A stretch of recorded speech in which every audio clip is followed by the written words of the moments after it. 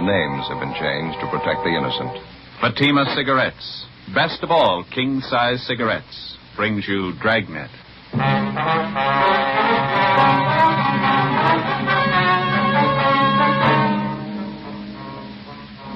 You're a detective sergeant. You're assigned to robbery detail. 2 armed bandits invade the home of an elderly couple in your city. The aging husband is tortured unmercifully before he reveals the hiding place of his valuables. The 2 thieves make good their escape. Your job? Get them.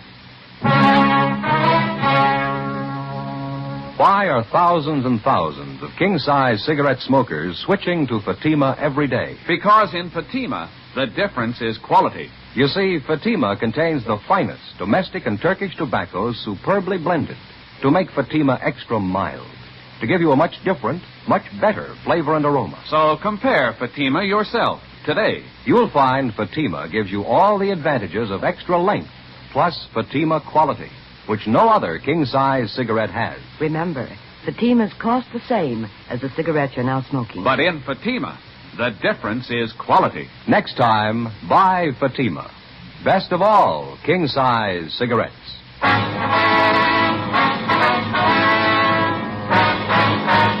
Dragnet, the documented drama of an actual crime. For the next 30 minutes, in cooperation with the Los Angeles Police Department, you will travel step by step on the side of the law through an actual case transcribed from official police files. From beginning to end, from crime to punishment, Dragnet is the story of your police force in action. It was Saturday, October 3rd. It was hot in Los Angeles. We were working the day watch out of robbery detail. My partner's Ben Romero. The boss is Harry Didion, captain of robbery. My name's Friday. It was 11:38 p.m. when I got to Georgia Street Receiving Hospital, room 5, treatment room. Joe? Hi, how's it going, Ben? We're not going to be able to talk to him anymore tonight. Doctor said maybe late tomorrow morning. How's the old man making out? He's resting a lot better. Doctor gave him a sedative. Old fellow sure had a rough time. Well, how about since I've been gone? Did he tell you anything else? No, just kept repeating the same thing. 2 guys forced their way into his house, beat his wife, tortured him, took all their jewelry. That's about it. Yeah. Well, I put in a call to the office. I got a broadcast out on the information that we have. There's not much to go on. We should be able to pick up a little something more tomorrow.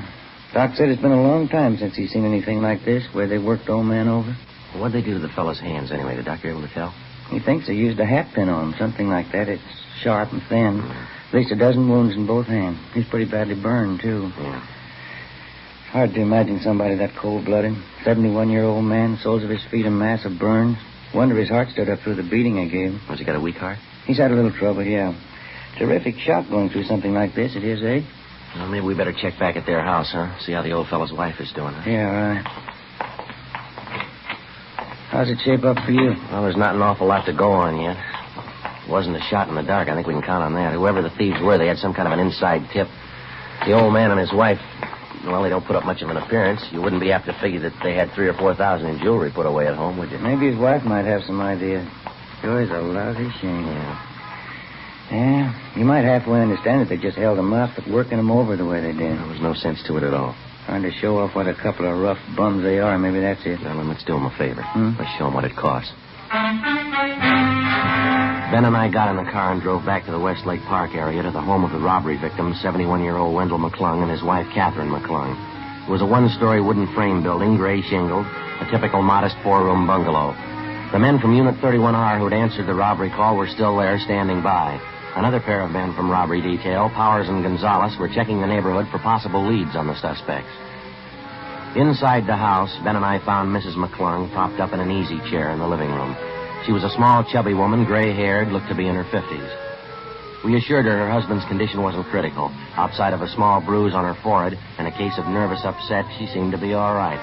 In recounting the story of the holdup, Mrs. McClung told us the 2 bandits rang the front doorbell and forced their way into the house at gunpoint shortly before 8 o'clock that night. How about the color of their hair, ma'am? Their weight and height? No, I hardly saw a thing. Just that one look at them when they first pushed their way in. Well, how was that, baby? Blindfolded? I guess they might just as well have.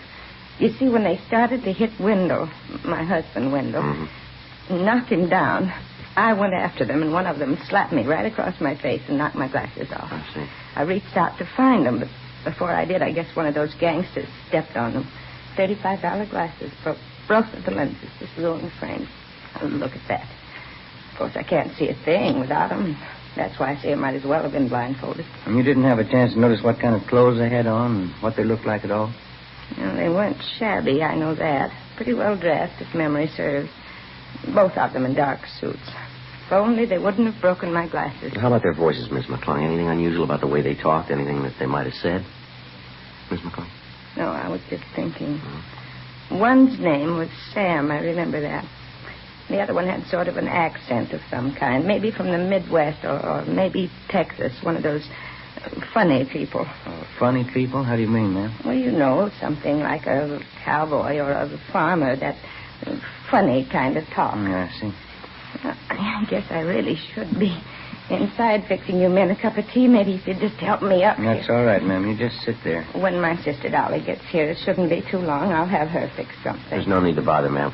We'd like to have you tell us this if you can. Did your husband do anything at all to provoke the two men? I mean, did he call out for help or try to get to a phone, anything like that? And it was the jewelry we had, Wendell and I, just those few pieces. The two men seemed to know all about it, just as if they had a list of the things. That's all. Yes. When they first came in, they took my engagement ring and old brooch that belonged to my mother I was wearing. Then they got Wendell in that chair over there and tried to make him tell where our other things were. Well, now, is it pretty common knowledge around the neighborhood here that you and your husband own expensive jewelry, ma'am? No, I don't think so. What the men seemed most interested in was Wendell's ring, his diamond signet ring. It was a beautiful thing, 4 carat. Yes, ma'am. We've got a description on that. That was when they tried to force your husband to tell them where it was hidden, is that right? I never thought anybody'd be that cruel, officer. Downright cruel. They burned his hands and his feet, kept hitting him in the face with their fists. It was just terrible. Poor Wendell. He finally had to tell them. Yeah, I see. They went and found the things, and then they came back in here and ripped out the phone. Warned us not to move. Mm-hmm. And then they left. I just broke down and cried, officer. To see poor Wendell there, the way they abused him. Yes, ma'am, we understand. You're sure he's going to be all right? What did the doctor say? Well, he said there's no danger, ma'am. Mr. McClung's resting comfortably now. Well, that must be my sister You want to Dolly. stay right here with Miss McClung, Ben? I'll get that. Yeah, right. Joe? Hi, Jess. You and Powers do any good? I've been checking through the neighborhood 3-4 blocks around. Not an awful lot. A lot of people know the McClungs. Few of them know about their having jewelry. None of them saw anything unusual going on tonight. The thieves used the car. We know that. Didn't anybody at all spot it? I'm not sure, but there's one possibility. Some of the neighbors said a young kid was peddling magazines down this block tonight, just about the same time as the robbery. He might have spotted Well, that's something. fine. Where is the boy? Where does he live? Well, that's what we asked the neighbors. Yeah. Nobody knows. A supplementary broadcast and an APB was gotten out containing what description we had on the 2 hold-up men, plus descriptions of each article of jewelry taken from Mr. and Mrs. McClung. The following morning, along with Jess Gonzalez and Johnny Powers, we continued canvassing the immediate neighborhood of the hold-up.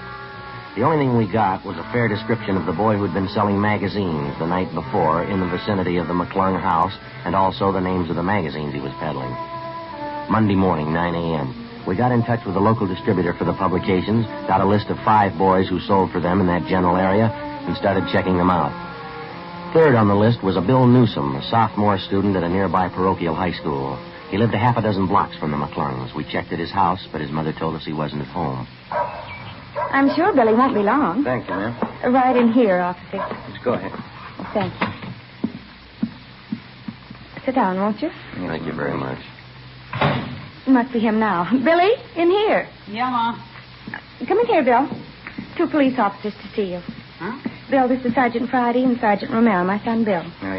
Would you excuse me? I'm going to have to start fixing dinner. You go right ahead and have your talk with Bill. I'll be out in the kitchen. All right, ma'am. Thank you very much. You speak right up now, Bill. Try and help the officers all you can.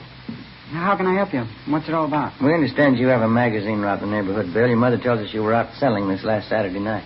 Yes, sir, that's right. Thursdays and Saturdays, they're my regular nights. Mm-hmm. I don't really sell, though. How do you mean, son? Well, you see, I line up all my customers ahead of time. I got a regular list of people they buy from me every week. I don't do any door-to-door selling. That way it's not much good. I see. Do you have a regular customer on your list with the name of McClung, Bill? It's M-C-C-L-U-N-G. Yeah, Mr. McClung, once a month, he takes a gardening magazine. Comes out the last week in every month. Were you over near the McClung's place Saturday night? You remember? Yeah, I was. I went right by it. I've got customers all along that block there. Say, this wouldn't be about that robbery. That's right, Bill. You heard about it? After church Sunday, a couple of kids who go to the same school I do, they live right around the McClungs. They heard about it. What time was it when you went by there Saturday night, you remember? Oh, about a couple of minutes after 9, I guess. Maybe a quarter after. When I heard about the robbery on Sunday, I thought maybe I ought to tell somebody about it. I wasn't sure about it, though. You know, I didn't want to be a pest. What do you mean, son? You weren't sure about what? This dark blue sedan I saw parked on the street there, just a couple of houses down from the McClung's place. The reason I even noticed it was because it was a new car, almost a brand new car, but it looked like the license plates on it were kind of old. Mm-hmm. What else? Well, I delivered some magazines to Mrs. Brubaker, and I got my money for them. And then coming down the stairs, I saw these two men. I'm not sure they came out of Mr. McClung's house. It's dark, you know, but I thought that's where they came from. Anyway, they went down the street, got in the car, and took off. Seemed to be in a hurry. Well, what did the two men look like, Bill? Do you have any idea? No, I didn't see them too well. Wasn't too close to them. I was about from, here to across the street from them. How about their clothes? You notice them at all? Yeah, they had suits on, dark suits, I know that. How would you describe their build, son? Medium, tall, fat, skinny? What would you say? Why, I think I'd say medium. Yeah, both of them medium. Now, about that car, Bill. You said it was a dark blue sedan, new model, and the license plates look kind of old. Is that right? Yeah, that's right.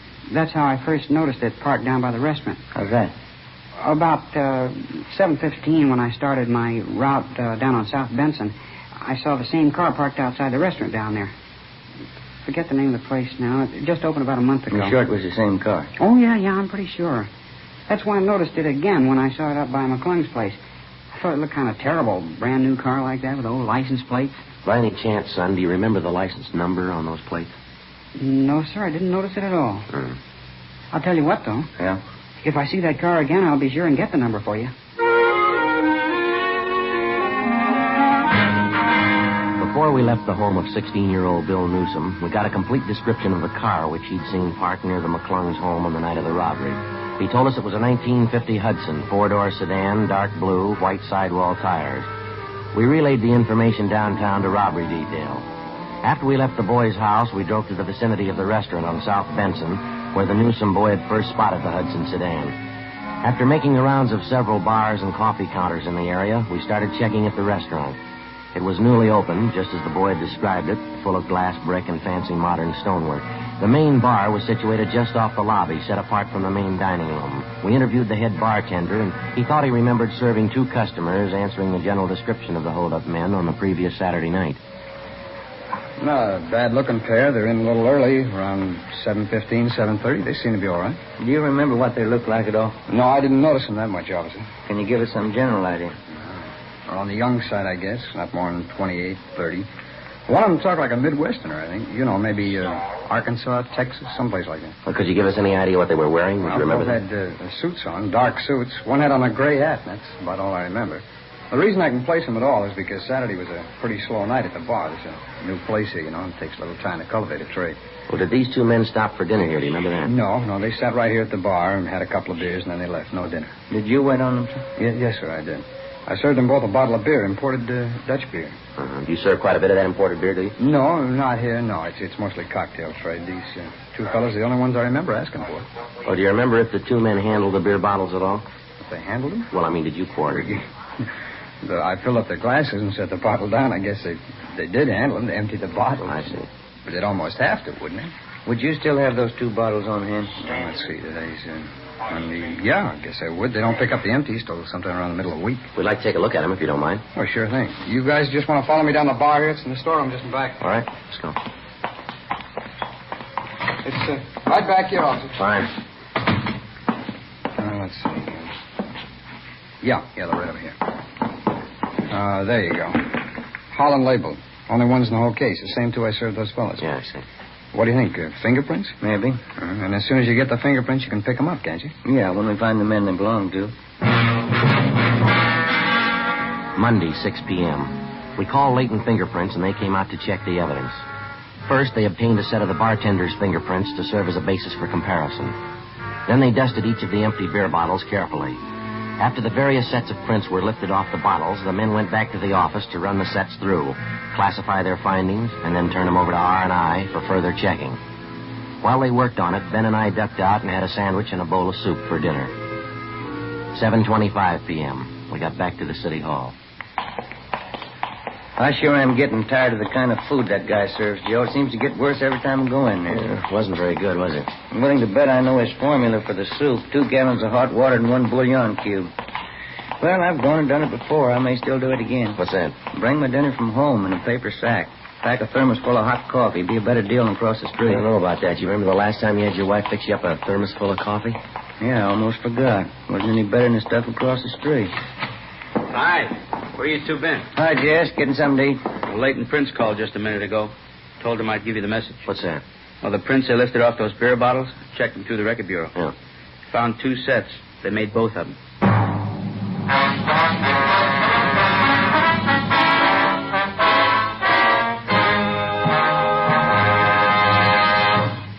In state after state, all across the country, Fatima sales are going up and up. Listen to the actual figures in the latest Fatima sales report.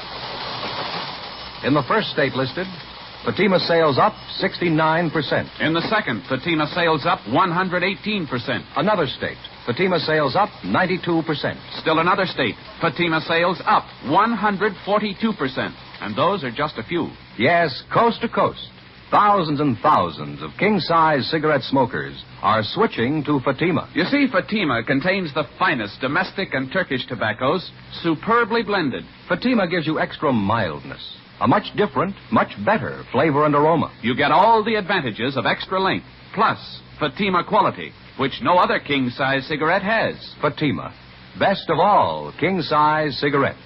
Definitely the best quality in its class, but the same price as the cigarette you're now smoking. Remember, in Fatima, the difference is quality. Next time, buy Fatima.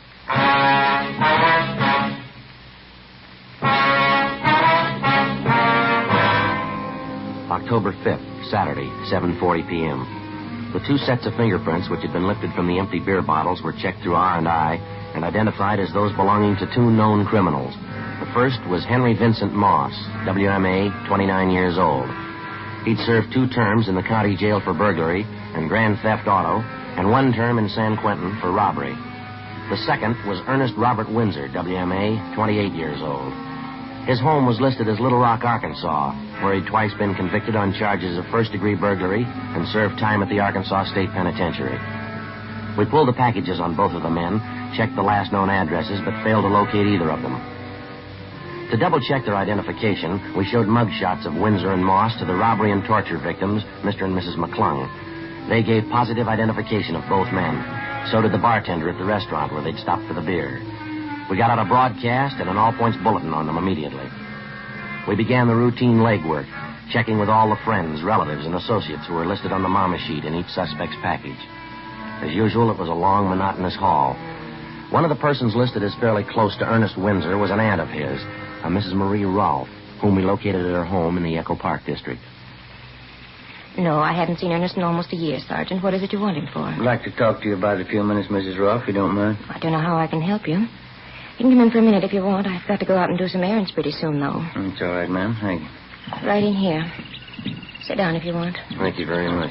Just got finished taking care of my little children here, giving them nice, clean cages. Good singers. They all canaries, ma'am? Oh, yes. Oscar and Ethel, that's these 2 here. They're both genuine rollers. Their grandfolks came from Germany. Beautiful singers. Wonderful company. Yes, ma'am. My others are pretty, too. They're only choppers, though. Ma'am? Choppers. They're different than rollers. They sing much louder. Maybe not as nicely, but I don't like to play favorites. I like all of them. You have birds, Sergeant? No, ma'am. You should. I think everybody should have a canary in the house. Cheerful, you know. Wonderful company. Don't know what I'd do without mine. About your nephew, Ernest, Ms. Rolfe. Have you any idea at all how we could contact him? As I say, it's been almost a year since I last heard from him. What would this be about, Sergeant? Just a routine investigation, ma'am. We understand that you're quite close with your nephew, that he lived with you for a time. Yes, that's right, he did. When you come right down to it, Ernie's a good boy. He kept bad company, that's what I always said. Got him in trouble 2 or 3 times. I suppose you know that. You live alone here in the house, do you, Ms. Rolfe? Yes, that's right, Sergeant. You see, I'm a widow. Husband's gone a good many years now. You don't take in boarders or anyone like that, Oh, do you? no. Just me and my pets here. They're company enough. I wonder if you'd explain that laundry piled up in the bed there in the next room, ma'am. What's that? The men's shirts, stockings, the underwear, they're right there in the bed there. Well, I usually try to keep things in better order than that. It's just some laundry I do, Sergeant. Little odd jobs for some of the bachelor men in the neighborhood. I do it as a favor for them. You're sure about that, Miss Rolfe? Ma'am? What do you want Ernest for? Why do you have to chase after him all the time? Persecute him? We're not persecuting him. Ever since he's come here from Arkansas, it's been nothing but police chasing after him. Can't you give Ernie a chance? All he wants is a chance. He told me so himself. We've checked through his record, Miss Rolfe. He's had all the chances in the world, and nobody's persecuting him. Then why are you chasing him again?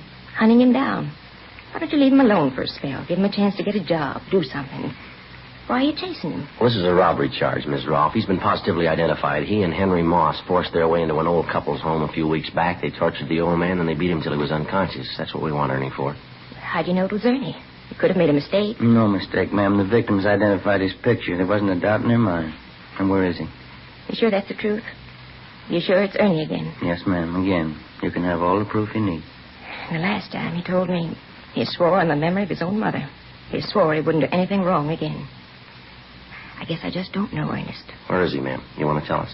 It's the last time, Sergeant. I'm sorry. Ernie's had his last time. Yes, ma'am. He's sleeping. The room over the garage. You'll find him there.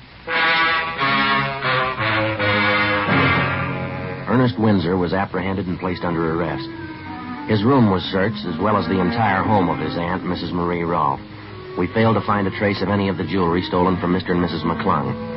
After we made arrangements for a stakeout on the house, Windsor was taken downtown to the interrogation room, where Jess Gonzalez, Ben, and I questioned him for 5 hours.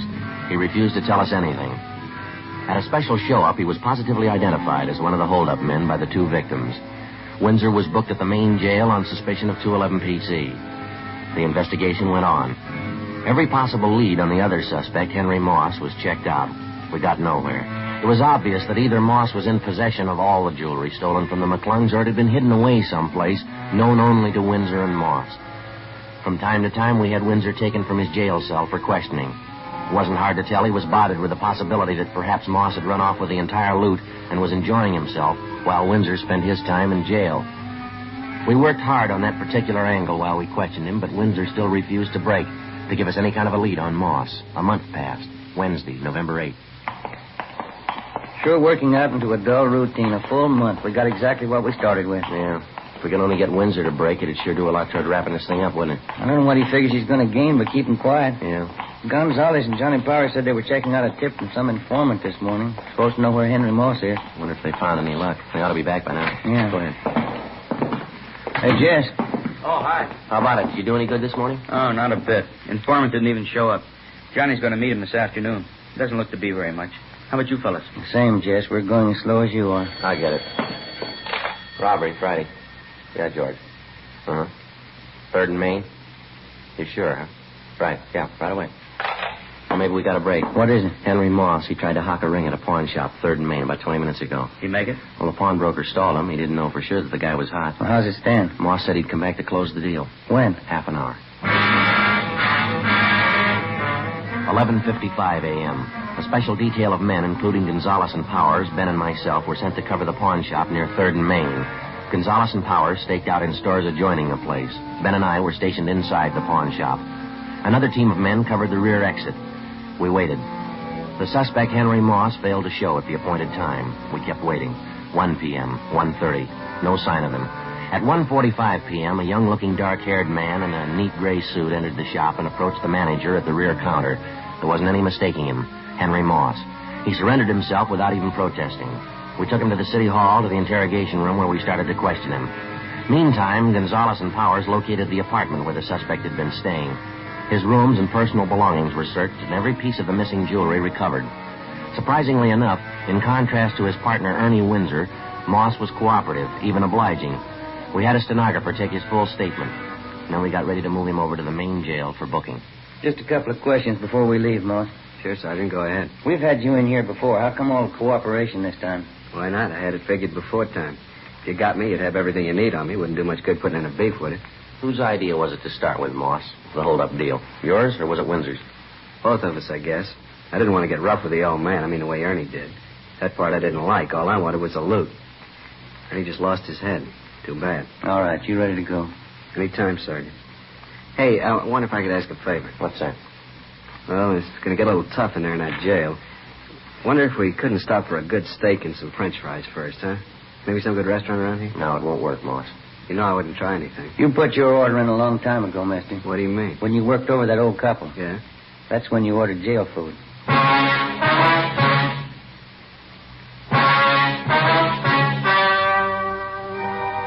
story you have just heard was true. The names were changed to protect the innocent. On March 2nd, trial was held in Superior Court, Department 88, City and County of Los Angeles, State of California. In a moment, the results of that trial. Now, here's our star, Jack Webb. Thank you. If you smoke king-size cigarettes, listen to Fatima's amazing new offer. Buy a pack of Fatimas. Enjoy their extra mildness and superbly blended tobaccos. Now, if you don't like Fatimas better than the king-size cigarettes you're now smoking, return the pack with the unused Fatimas, and we'll give you your money back, plus postage. Now, we make this amazing offer because we believe Fatima is the best of all king-size cigarettes. Smokers all over the country are confirming this every day. Listen to this state-by-state report. State 1, Fatima sales up 92%. 2, sales up 72%. 3, sales up 107%. 4, Fatima sales up 192%. Buy Fatima today. If you're not convinced they're better than your present king-size cigarette, just return the pack and the unsmoked Fatimas before December 1st and get your money back, plus postage. Fatima, Box 37, New York 1. Buy Fatima today. Best of all king-size cigarettes.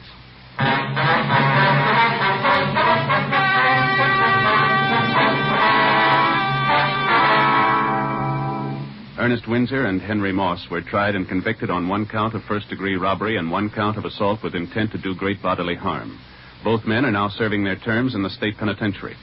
First-degree robbery is punishable by imprisonment for no less than 1, nor more than 10 years.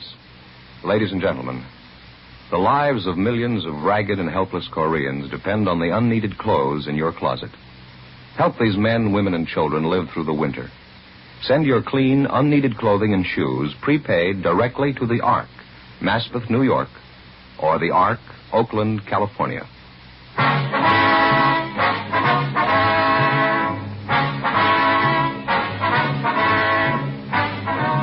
You have just heard Dragnet, a series of authentic cases from official files. Technical advice comes from the Office of Chief of Police W.H. Parker, Los Angeles Police Department. Fatima Cigarettes, best of all king-size cigarettes, has brought you Dragnet, transcribed from Los Angeles.